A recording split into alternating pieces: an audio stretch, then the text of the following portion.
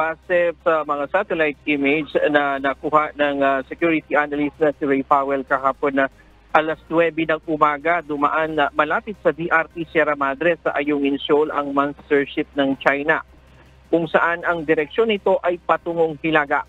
Na-monitor din ang monster ship sa Sabina Shoal kung saan nakaistasyon ang DRP Teresa Magbanwa ng Philippine Coast Guard simula pa ng Abril. Maging sa Pag-asa Island ay namataan din ang barko. Ayon sa Armed Forces of the Philippines, natanggap nila ang mga ulat na ito ng pagdaan ng monster ship sa lugar. Anila ang aksyon na ito ng Chinese Coast Guard ay illegal, coercive at taliwas sa sinasabing pagpapanatili ng kapayapaan at katatagahan sa rehiyon. Ayon sa AFP, ang panghihimasok ng China sa pagpapatrolya sa exclusive economic zone ng Pilipinas ay hindi makatarungang pag-angkin sa lugar.